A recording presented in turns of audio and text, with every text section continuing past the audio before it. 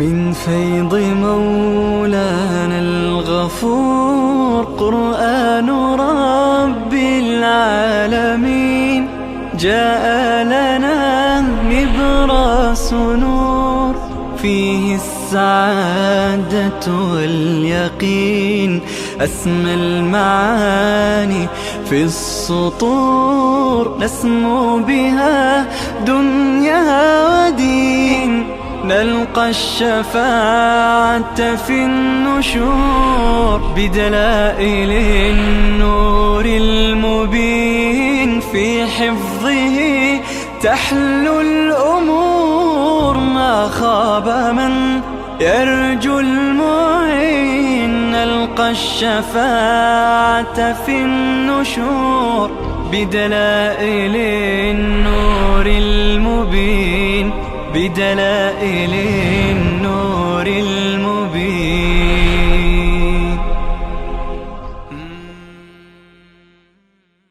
أعوذ بالله من الشيطان الرجيم. بسم الله الرحمن الرحيم. الحمد لله رب العالمين الرحمن الرحيم مالك يوم الدين إياك نعبد وإياك نستعين اهدنا الصراط المستقيم صراط الذين أنعمت عليهم غير المغضوب عليهم ولا الضالين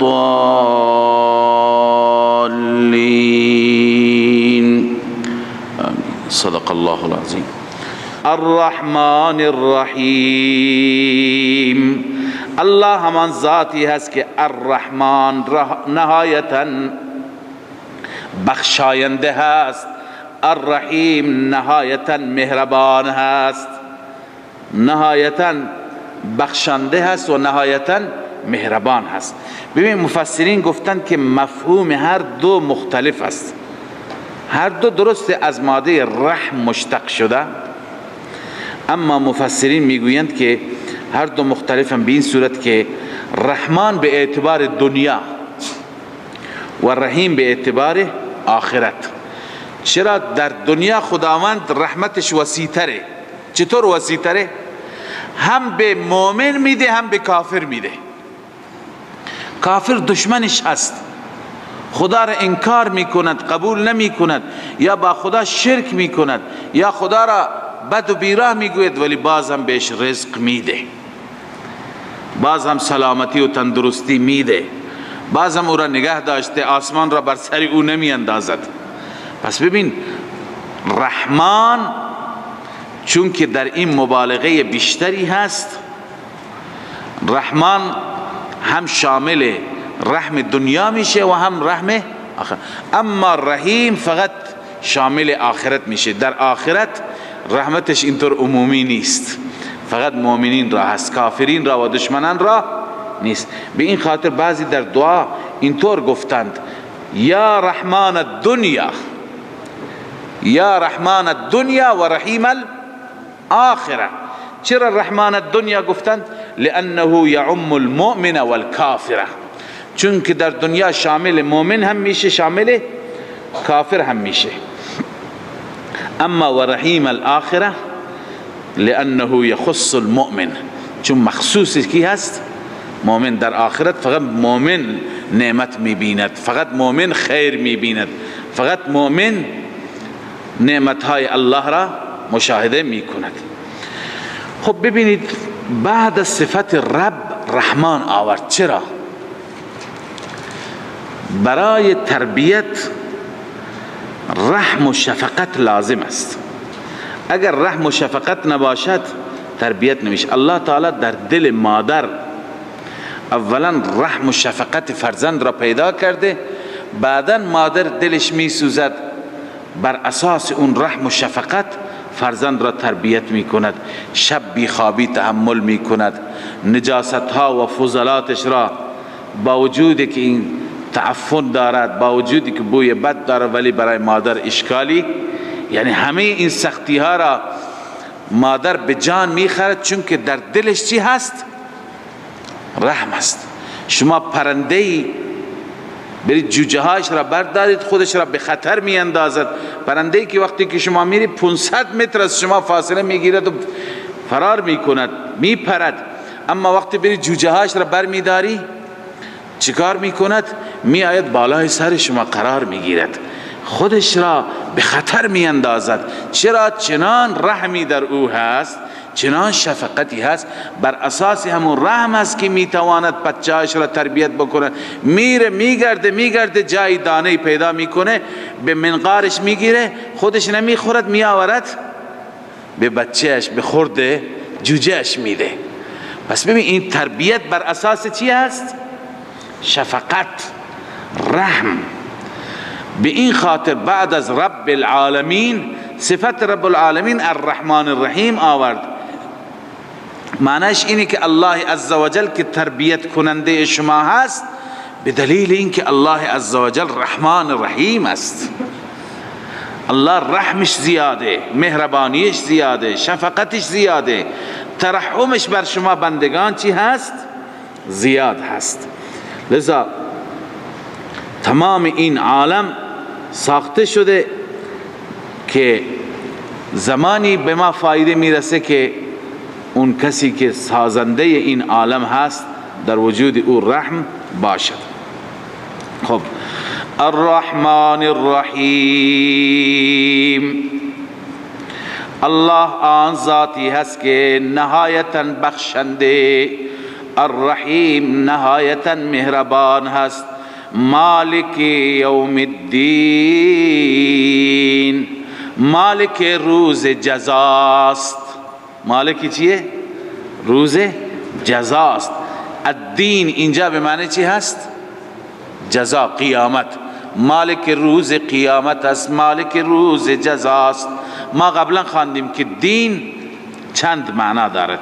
یکی دین به معنی شریعت، ان الدین عند الله الاسلام، الطریقة المسلوکه، روشی که ما به او چی میکنیم؟ در زندگی خودمون عمل میکنیم، پایبند هستیم. دین به اون معنا، الیوم اکملت لکم دینکم. یکی این که دین به معنای جزا هست، مالک یوم الدین، مالک روز جزا، مالک روز قیامت. و دیگه دین به معنی توحید می آید، به معنی عبادت، توحید فی العبادت و توحید فی الدعا. توحید فی العبادت و توحید فی الدعا. حضرت یوسف چی میگه؟ امر الله تعبدوا الا ایاه، الله امر کرده که هیچ هستی را عبادت نکنید بغیر از الله. آخر چی میگه؟ ذالک الدین القیم، دین قیم و دین استوار و دین راست کدومه؟ همینی که لا تعبدوا الا ایاه. پس توحید فی العبادت چی شد؟ دین شد.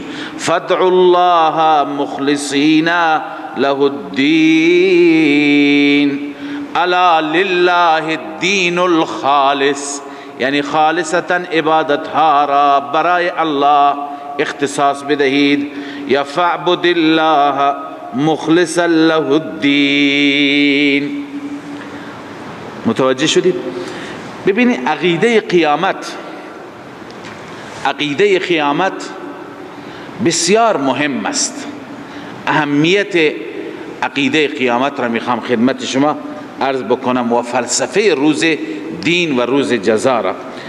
تمام کائنات را که الله عزوجل در نظام ربوبیت پیدا کرد، هر چیزی را در خدمت انسان قرار داد. زمین برای انسان، آسمان برای انسان، جو برای انسان، نباتات و درختان، اشجار و دریاها و عرض کنم که آنچه که در دریاها هست از جواهر و یواقیت و ماهی ها و خلاصه بر و بحر، همه برای انسان. بعد برای هدایت انسان انبیا را فرستاد، حضرت رسول صلی الله علیه و سلم را فرستاد و چه نعمتهای خدا به انسان داد. اما ببینید این همه برای انسان، تمام کائنات برای انسان. الان عقل میگوید که باید یک روزی باشد مشخص بشه که انسان این همه که به انسان داده شد، انسان ها کدوم انسان ها سپاسگزار، کدوم ها ناسپاس، کدوم ها شاکر، کدوم ها کافر، کدوم ها مطیع، کدوم ها عاصی.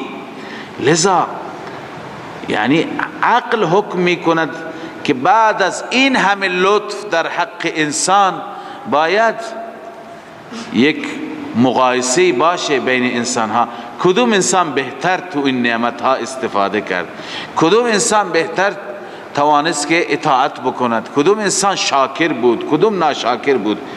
لذا الله عزوجل برای اینکه این تعیین بشه روز قیامت را تعیین کرد. پس روز جزا و روز قیامت وجودش چی هست؟ مطابق عقل هست، باید روز جزایی باشد. و ببینید اگر روز جزا نباشد، قبلا خدمت شما عرض کردم چه فسادی روی زمین میشه، چه ظلمهای روی زمین میشه. الان که من میتوانم به مال شما، به جان شما تعرض بکنم، نمی کنم. چرا؟ چون که از روز جزا میترسم. اگر اعتقاد به قیامت نبود، اگر باوری نبود، حتی امروزه همه انسان ها، کفار، یهود، نصارا، اونها هم اعتقاد به قیامت دارند، گرچه اعتقاد اونها ضعیف است. خب همه اعتقاد به قیامت دارند. همین اعتقاد به قیامت باعث شده که انسان ها تا یک حدی، حد و مرز بشناسند، به حقوق همدیگر تجاوز نکنند، به همدیگر تجاوز نکنند، به مال و جان همدیگر تعرض نکنند. جاهایی که این عقیده ضعیفتر است میبینیم ظلم صورت میگیرد، اونجا انسان ها کشته میشه، خونها ریخته میشه. به این خاطر واقعا عقیده به آخرت دنیا را چی کرده؟ دنیا را آرام کرده. دنیا را که آرام کرده، چی آرام کرده؟ عقیده به آخرت. اگر آخرتی نبود، اگر روز جزایی نبود، خب انسان میگه که همین دو روزه دیگه، چه پروایی داره. انسان بر هیچ کس رحم نمی کرد. به این خاطر الله عزوجل یوم الدین را، روز جزا را تعیین کرد و بعدا به ما گفت مالک اون روز منم. اونجا در حضور من همه کارها انجام میگیرد، سوال و جواب میشه از همه نعمتها، از همه امکاناتی که خدا به شما داده میپرسد. مالک یوم الدین، مالک روز جزاست. ایاک نعبد و ایاک نستعین، فقط و فقط تو را عبادت میکنیم خدایا. و ایاک نستعین، فقط و فقط از تو کمک میخواهیم، از تو استعانت میطلبیم.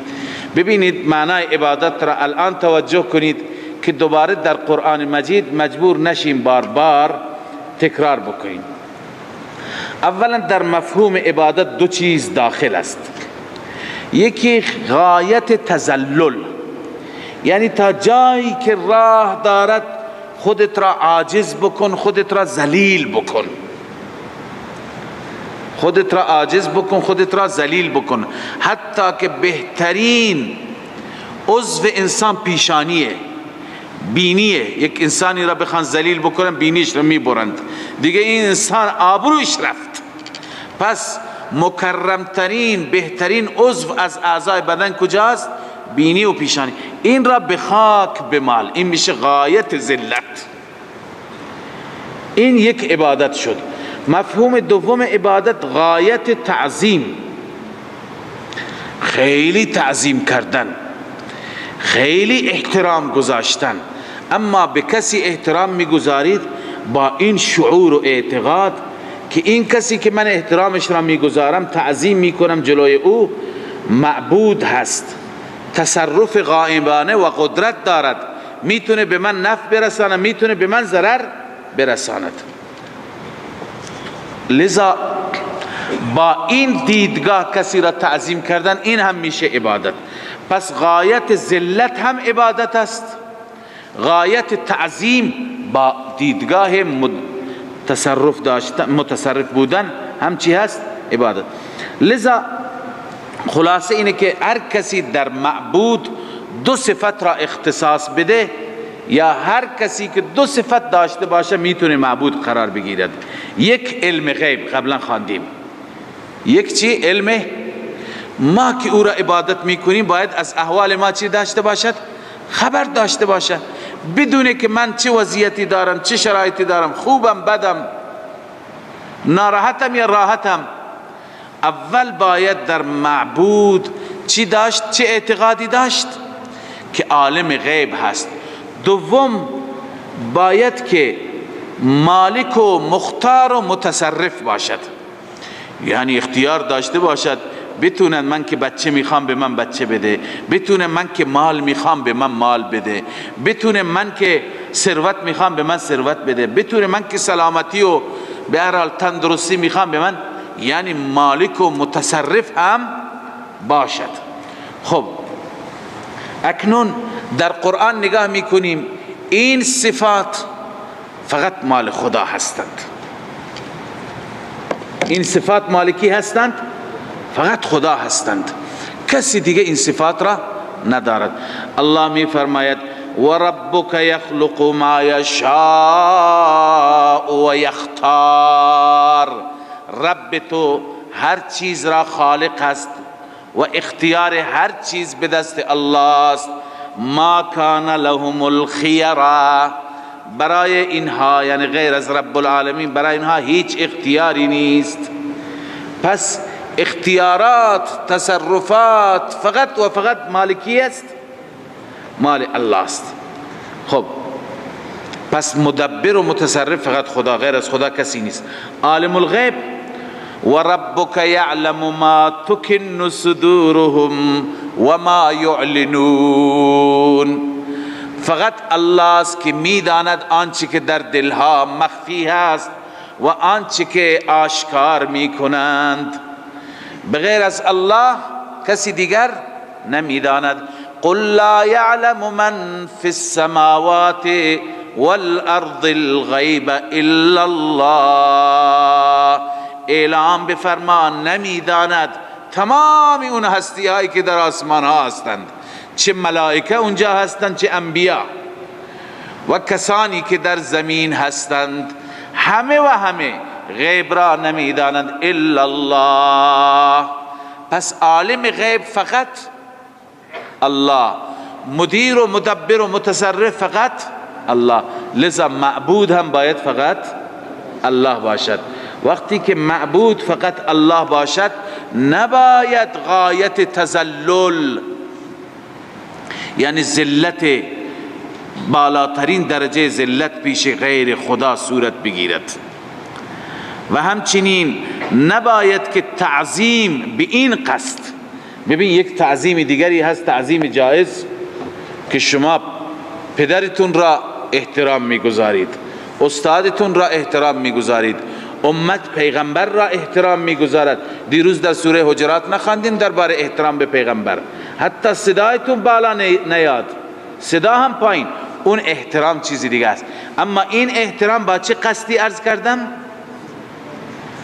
با قصد این که او را مدبر و متصرف بدانیم و او را عالم الغیب بدانیم. با این قصد احترام جای دیگه نباشد. این هر دو نوع، هم غایت تذلل و هم غایت تعظیم، باید برای چه ذاتی انجام بگیرد؟ برای الله. ببینید علامه ابن قیم چی می فرماید؟ العبادة عبارة عن الاعتقاد والشعور. العبادة عبارة عن الاعتقاد والشعور. عبادت عبارت است از چی؟ از این که شما اعتقاد داشته باشید و شعور داشته باشید. به چی؟ بأن للمعبود سلطة غیبیة، که این معبودی که من او را عبادت میکنم، این معبودی که من او را میخوانم، این سلطه غیبیه دارد. سلطه چی دارد؟ غیبیه دارد. یقدر بها علی النفع والضرر. چه سلطه غیبیه دارد؟ که قادر نفع و ضرر است، میتونه هم به من نفع برساند هم میتونه به من ضرر برساند. خب پس هر ثنایی که شما کسی را میکنید، فکل ثناء و دعاء، هر دعای انسان میکند یا فلان، و هر ثنایی که میکند، و تعظیم، هر تعظیمی که میکند، یصاحبه هذا الاعتقاد، هر ثنا و دعا و تعظیمی که با او این اعتقاد همراه باشد و شعور و این شعور همراه باشد، فهی عبادت. این چی هست؟ عبادت است. مدارج السالکین. به تعبیر ساده تر میگم که عبادت اینه که انسان چنان اعتقادی داشته باشد که معبودی که من او را عبادت میکنم هم تسلط دارد، تسلط غیبی، میتونه به من نفع برسانه، من میتونه به من ضرر برسانه، لذا هم تسلط داره هم علم داره، از حال من هم خبر دارد. لذا هر کسی که کسی را با این دیدگاه تعظیم میکند، دعا میکند، از او میخواهد فلانی مشکل من حل بکن، و اعتقاد داشته باشد که او ما فوق الاسباب میتواند مشکلات من حل بکند، این شد عبادتی او. این چه شد؟ عبادتی او. لذا این عبادت اختصاص به خدا دارد. ما در سوره فاتحه میگیم ایاک نعبد، بار اله فقط ما تو را عبادت میکنیم. برای غیر خدا عبادت کردن میشه شرک، یعنی این تذلل، این ذلت میشه شرک. اما ببینید اینجا یک سوالی هست، با اشکال عمده مواجه میشیم. اشکال اینه که ما برای غیر خدا تعظیم میکنیم، پدر را تعظیم میکنیم، پیغمبر را تعظیم میکنیم، مادر را احترام میگذاریم و جلوی اونها هم ما ادب را رعایت میکنیم. گاهی امکان داره انسان نیاز باشد که دست استاد را، دست پدر را ببوسد، و این نوع تعظیم هست یا نیست؟ نوع احترام هست یا نیست؟ اما وقتی که این توضیح را دادیم، این خود به خود مسئله چی شد؟ حل شد که انسان کسی را تعظیم بکند، اعتقاد داشته باشد که این مدیر و مدبر و متصرفه، و اعتقاد داشته باشد که عالم الغیبه. اگر این اعتقاد نباشد، تعظیم عبادت نمیشه، تعظیم ادب میشه، احترام میشه. متوجه شدید؟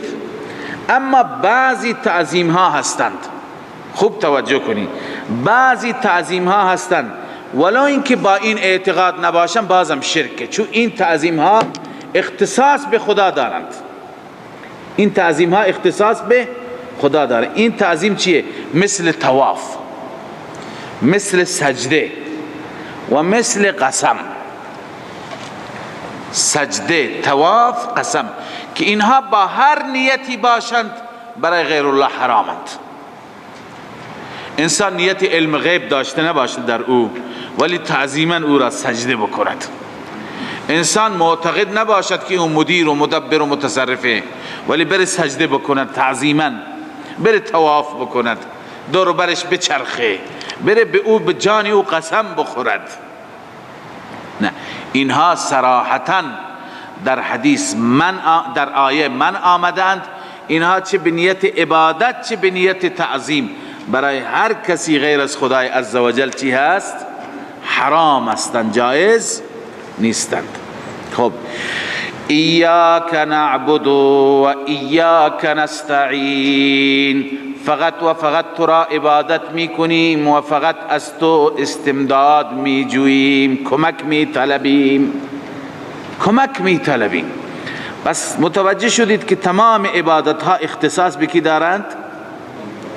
به الله دارند.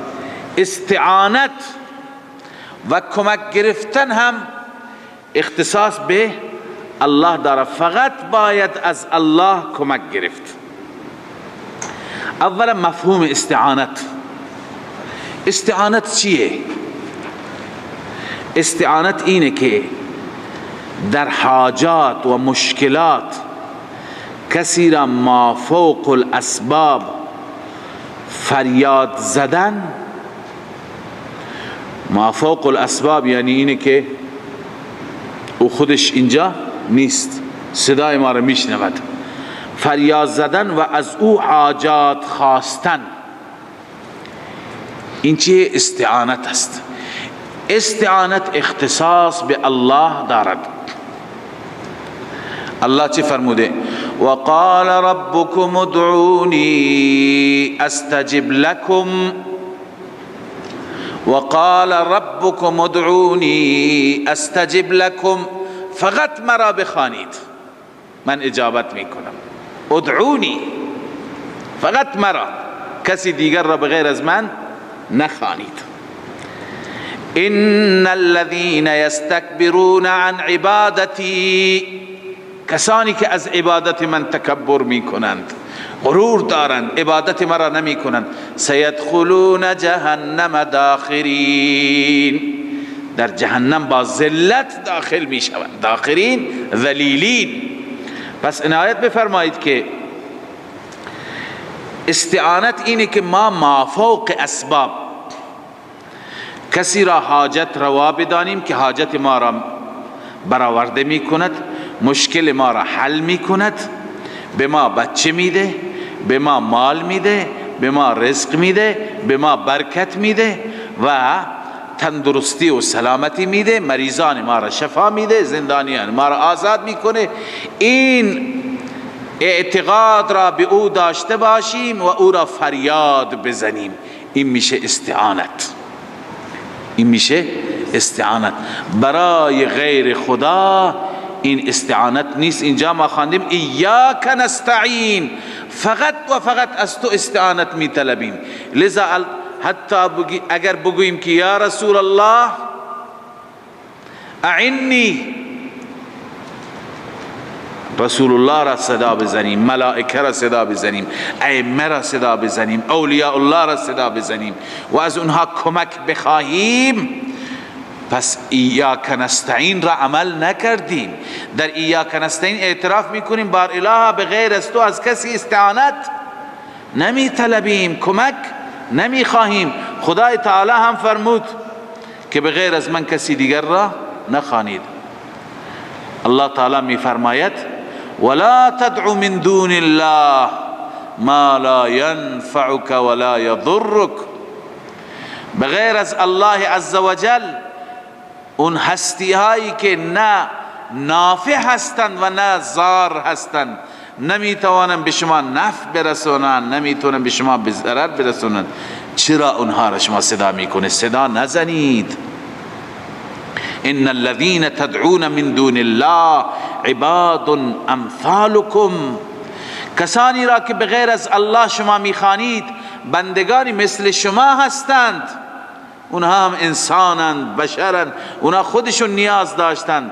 رسول الله صلی الله علیه وسلم آیا بالاتر از رسول الله داریم؟ رسول الله با اون مقام شامخش در بدر دعا کرد، در خندق دعا کرد، خودش از خدا میخواست. ما در قرآن مجید ذکر همه انبیاء را میخوانیم. ما این اصطلاح را که میگیم مسلک الانبیاء فی مسئله الدعاء، یعنی چه؟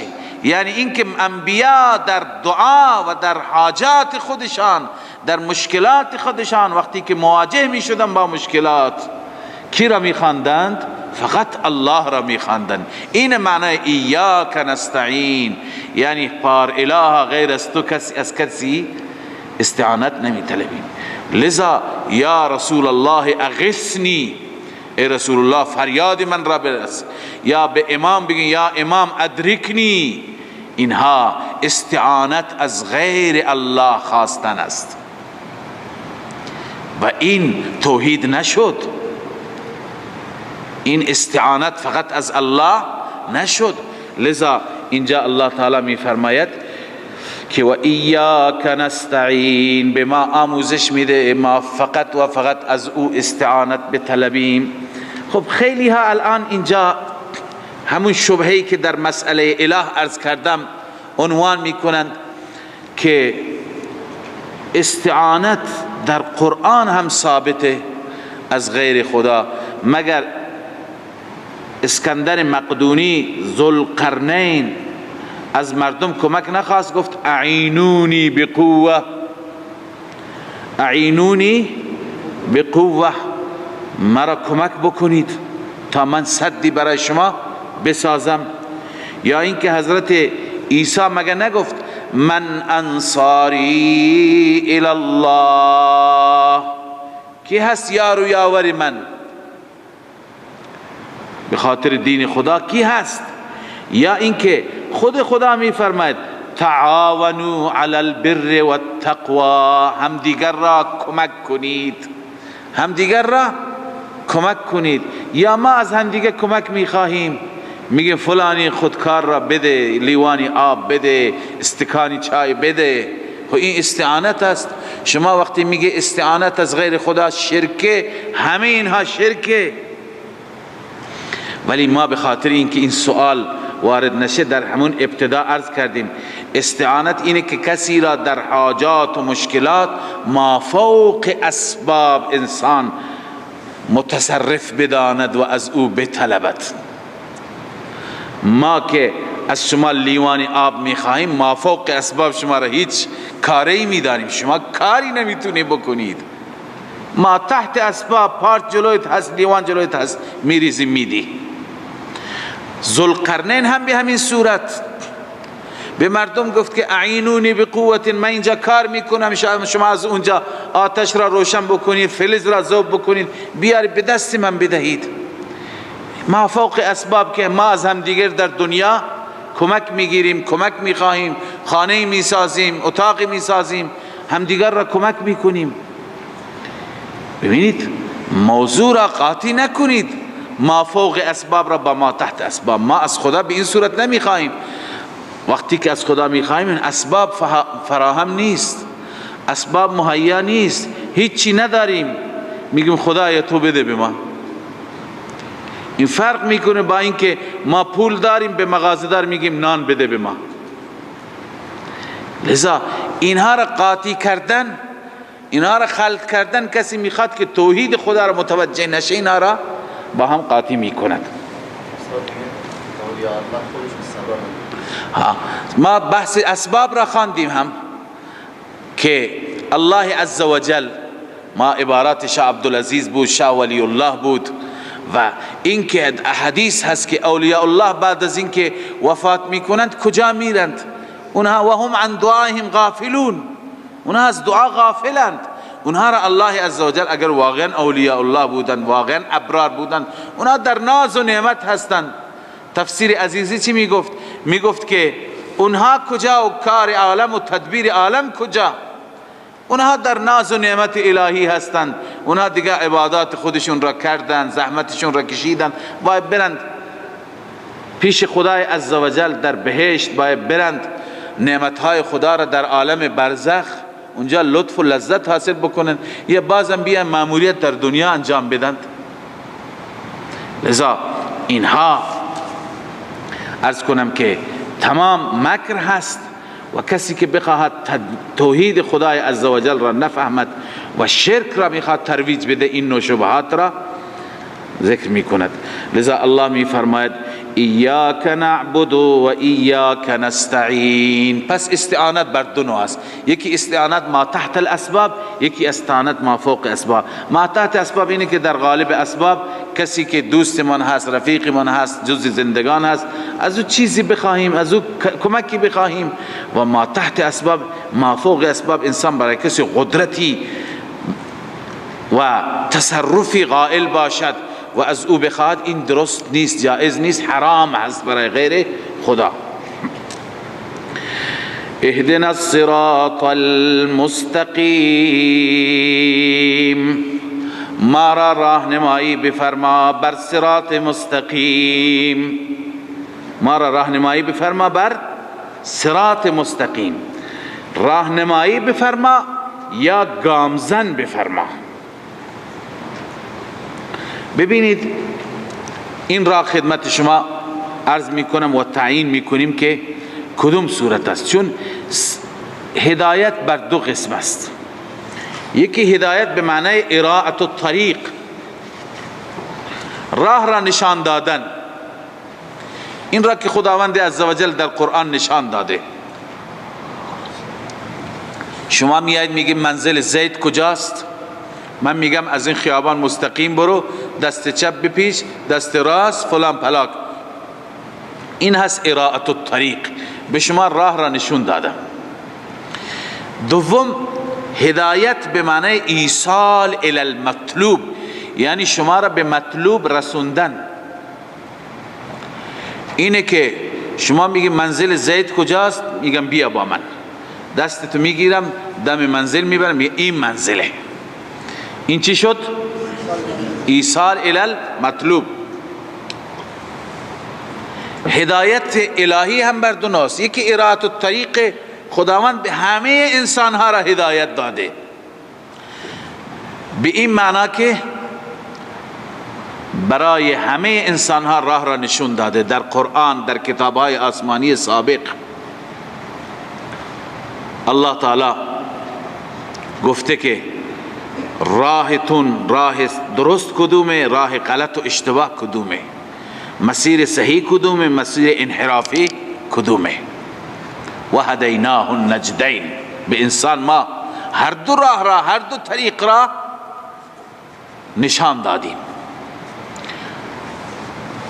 اما دومی اینه که خداوند عزوجل اسبابی فراهم بکند، زمینه فراهم بکند که این انسان بره بر مسیر هدایت، بر مسیر صراط مستقیم. خب اکنون اینجا کدوم مراد است؟ بعداً. اما صراط مستقیم چیه؟ ببین صراط مستقیم، ما معتقدیم که الف لامی که بر صراط مستقیم هست، این الف لام عهدی هست. صراط مستقیم خاص، همونی که قبلا ذکر شد. کجا ذکر شد؟ در ایاک نعبد و ایاک نستعین. پس بنویسید که الف لام عهدی هست، یعنی صراط ایاک نعبد و ایاک نستعین.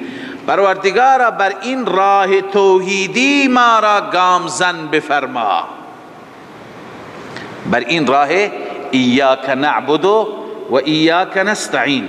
خب هر چیز را به توحید رفت میدی، صراط مستقیم هم شد توحید. ببینید عیسی علیه السلام چی میگه؟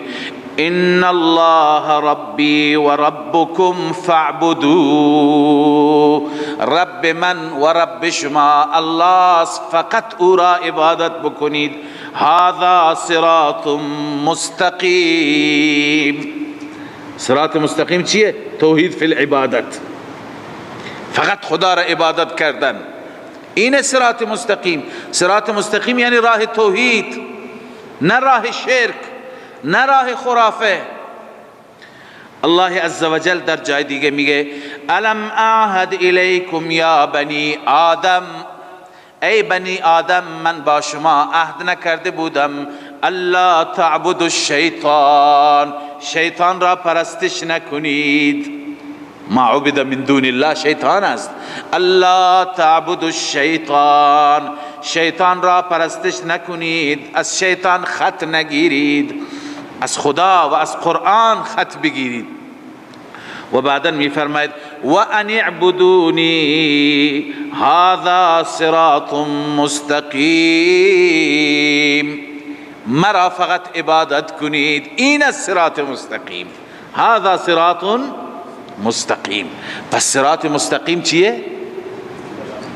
بله صراط مستقیم توحید هست، توحید فی العبادت، فقط خدا را عبادت کردن و کسی دیگر را عبادت نکردن. ایاک نعبد و ایاک نستعین، در اهدنا الصراط المستقیم همون راه را میخواهم خدایا.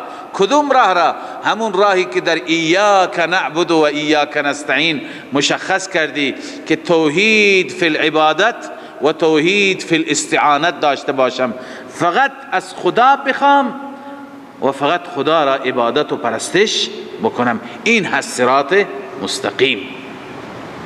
بله، تمام احکام اسلام هم صراط مستقیم، شامل عبادات، معاملات، اخلاق، معاشیات، سیاست ها، همه و همه چنانچه علامه نصفی میگه المراد به طریق الحق و هو ملت الاسلام.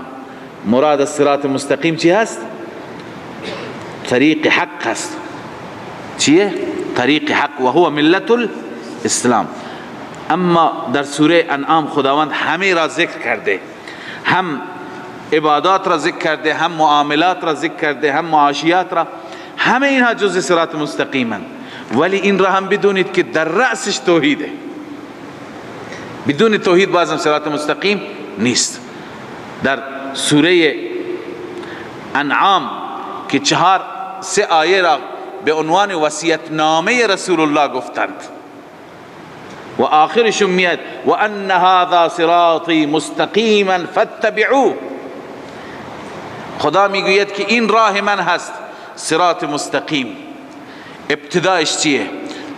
الله میفرماید قل تعالوا اتل ما حرم ربكم علیکم. بیایید برای شما تلاوت بکنم که رب چه چیزهایی حرام کرده. ببین صراط مستقیم از اینجا شروع میشه، تمام معاملات و عبادات و معاشیات و همه را شامل میشه. اتل ما حرم ربكم علیکم الا تشركوا به شیئا. اولینش الا تشركوا به شیئا، شرک نکنید، توحید همینه. بعدا ادامه و بالوالدین احسانا، تا که 10 تا را الله تعالی می شمارد. ذالکم وصاکم به لعلکم تعقلون، ذالکم وصاکم به لعلکم تتقون. آخر میگه و ان هذا صراطی مستقیما فاتبعوه. بس تمام اینها صراط مستقیمه. تمام عقاید، عبادات، معاشرات، اخلاق، معاملات، همه را در اینجا خداوند وفا بالعهد را آورده، صدق و راستی را آورده، همه را آورده. لذا در رأسشون بازم چی شد؟ توحید. پس صراط مستقیم این هست. و بعض هدایت، واژه هدایت که در زبان عربی استعمال میشه بر 2 قسم است. یکی بدون واسطه حرف جر متعدی که هست و یکی با واسطه حرف جر. بدون واسطه حرف جر مثلا یهدی من یشاء الى صراط مستقیم، یهدی من یشاء یا هدیناهم الى صراط مستقیم. جای دیگه میفرمه و هدیناهم الصراط المستقیم، یعنی به وسیله الی و بدون الی. یا مثلا یهدیک صراطا مستقیما، اینجا بدون صله هست، نه بدون حرف جر هست. جای و هدیناهم الی صراط مستقیم به وسیله حرف جر است. خب وقتی که با صله باشد، با حرف جر باشد، معنیش هست اراءت الطریق. معنیش چی است؟ یعنی راه نشان دادن، راه نشان دادن. در صورتی که بدون حرف جر باشد، بدون صله باشد، معنیش هست ایصال الی المطلوب، یعنی به مطلوب رسوندن، به مطلوب، به مقصود رسوندن. الان ما چی میخوانیم؟ اهدنا الصراط المستقیم. معنی این نیست که خدایا راه راست را به من نشون بده، معنیش اینه که خدایا ما را ببر بر راه راست قرار بده.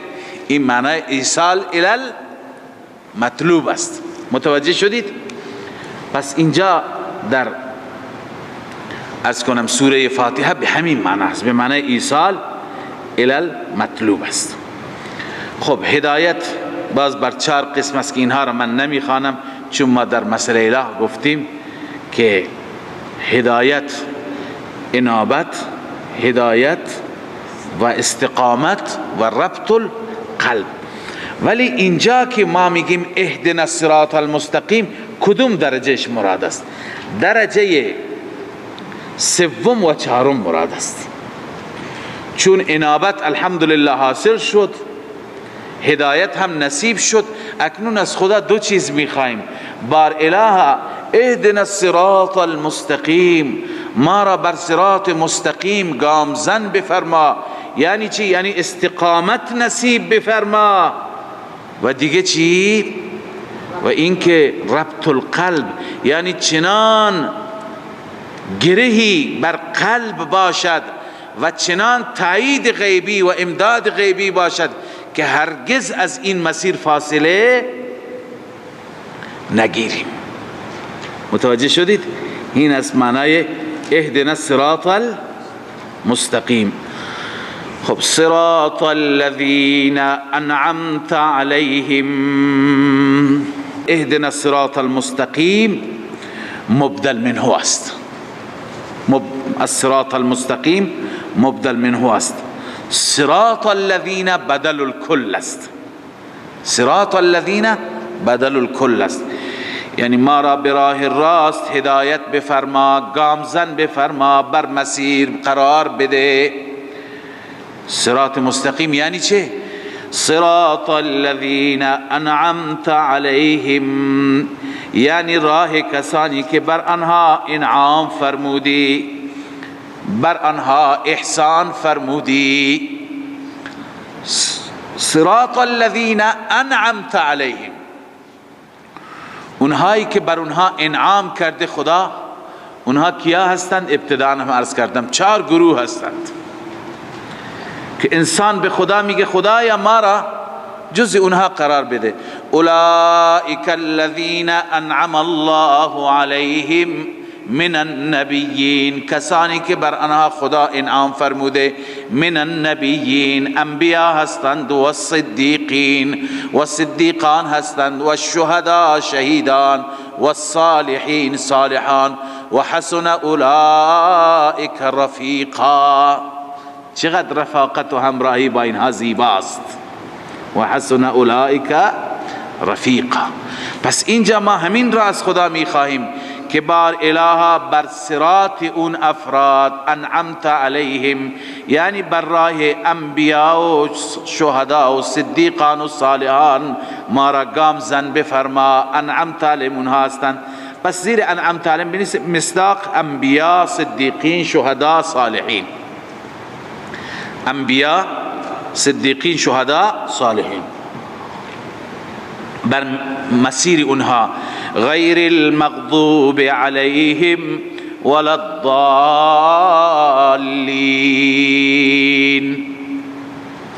پس انعمت علیهم بیان احوال چی شد؟ بر اساس توضیح علامه شبیر احمد عثمانی، کسانی که تسلیم شدند، پذیرفتند. غیر المغضوب علیهم بیان احوال کسانی هست که نپذیرفتند. غیر از اون کسانی که مغضوب علیهم بر آنها غضب فرمودی، بر آنها خشم فرمودی. ولا الضالین، و نه گمراهان. غیر از اون کسانی که اونها را گمراه کردی، ما را بر مسیر گمراهان و کسانی که خشم و غضب تو بر اونهاست قرار نده. مغضوب علیهم کیا هستند؟ قبلا روایت حضرت عدی ابن حاتم رضی الله تعالی عنه را برایتون خواندم، اونجایی که قرآن را تفسیر میکنیم با حدیث و با روایت. حضرت عدی میفرماید من از رسول الله صلی الله علیه و سلم پرسیدم یا رسول الله غیر المغضوب علیهم ولا الضالین کیا هستند؟ المغضوب علیهم، فرمود مغضوب علیهم یهودند، و الضالین کیا هستند؟ نصارا هستند. مغضوب علیهم الله تعالی می فرماید و غضب الله علیهم ضربت علیهم الذلة والمسکنه و باءوا بغضب من الله. درباره یهود است نه؟ ضربت علیهم الذلة والمسکنه و باءوا بغضب من الله. و کلمه ضلالت جای جای قرآن مجید برای نصارا بکار برده شده. پس مغضوب علیهم یهود هستند و ضالین چیا هستند؟ مسیحیان و نصارا هستند. الله تعالی تعلیم داده به ما، آموزش داده که ما در دعای خودمون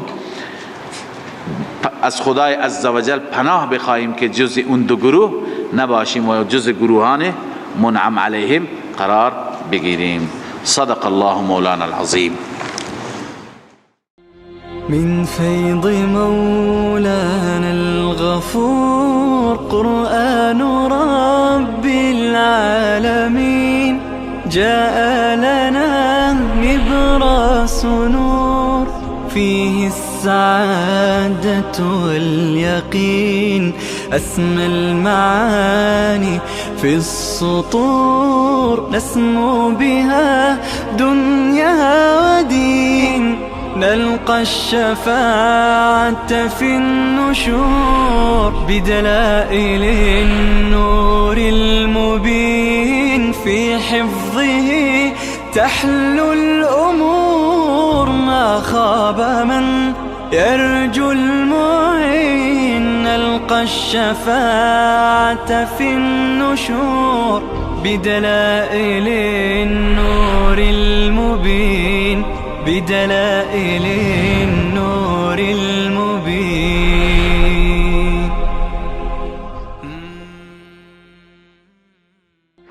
من فيض مولانا الغفور قرآن رب العالمين جاء لنا نبراس نور فيه السعادة واليقين